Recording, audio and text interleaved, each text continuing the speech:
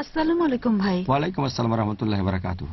এখনকার দিনে অনেক রিভোর্টি মহিলা ইসলাম ধর্ম গ্রহণ করছে।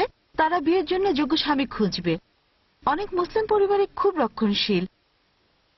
তারা চায় না তাদের ছেলে রিভোর্ট কোনো মেয়েকে বিয়ে করুক।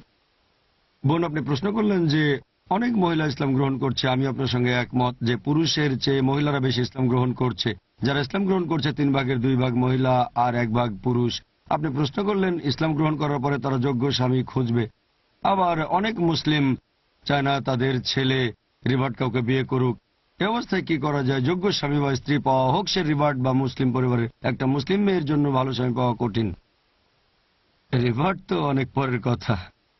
পরিস্থিতি এতটাই খারাপ, সমাজের বেশিরভাগ মানুষ ভুল পথে যাচ্ছে, তাই ভালো স্বামী বা স্ত্রী পাওয়া একটা সমস্যা, আর ভালো ছেলে পাওয়া আরো কঠিন।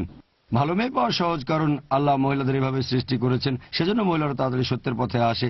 এখন আপনার প্রশ্ন রিভার্ট কাউকে বিয়ে করা প্রসঙ্গে, যে মুসলিম ছেলেদের রিভার্ট মহিলা বিয়ে করা উচিত কি না। বেশিরভাগ সময় দেখা যায় যে মানুষ ধর্ম বদলায় অন্যান্য কারণে, সব না, অনেকে। সেটা হতে পারে LBW, লাভ বিফোর ওয়েডিং। প্রেমে পড়ে ধর্ম পরিবর্তন করলেন, প্রথমে নাক কাটা গেল, তারপর করলেন প্লাস্টিক সার্জারি। তবে আলহামদুলিল্লাহ আমি অনেক মহিলাকে চিনি যারা মুসলিম হয়েছে শুধু ইসলাম ধর্মের কারণে। বর্তমানে অনেক মানুষ ইসলাম ধর্ম গ্রহণ করছে।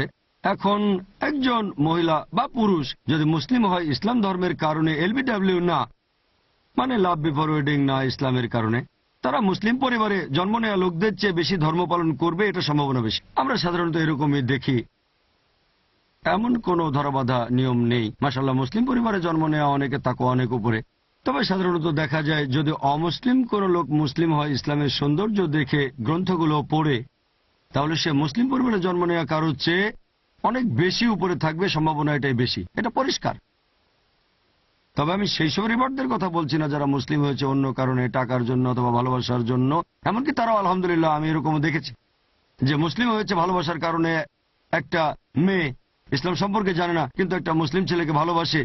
কয়েক বছর পরে দেখবেন সেই মেয়েটা মুসলিম ছেলের চেয়ে বেশি ধর্ম পালন করছে। ছেলেটা শুধু নামেই মুসলিম, কিন্তু বিয়ে করতে গেলে তোমাকে ধর্ম বদলাতে হবে, বাবা মার প্রেশার। মেয়েটা ইসলাম গ্রহণ করলো, কয়েক বছর পরে দেখবেন মেয়েটা বেশি ধর্ম পালন করছে আর ভালো মুসলিমা।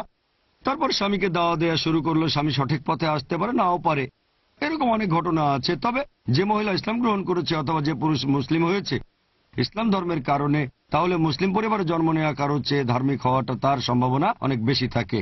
আমি নিরুৎসাহিত করছি না, বরং উৎসাহ দিচ্ছি। তবে এখানে খুঁটিনাটি বিষয়গুলো আমাদের দেখতে হবে।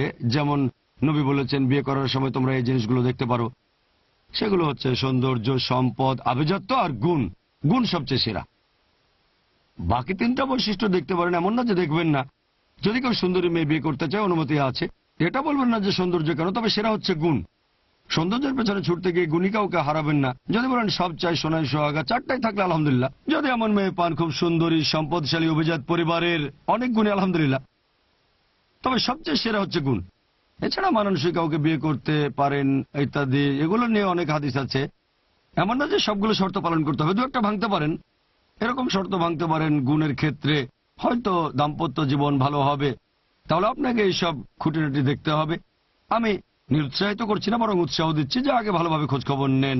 এমন না যে কলেজে থাকতে প্রেম হয়ে গেছে, 1 বছর পরে বিয়ের সময় ইসলাম গ্রহণ করলো। আগে ভালোভাবে খোঁজখবরটা নেন, তারপরে সে ভালো মুসলিম হতে পারে, তাই ভালোভাবে খোঁজখবর নেন। এটা কোনো নেগেটিভ ব্যাপার না, আমি আপনাকে উৎসাহ দিচ্ছি।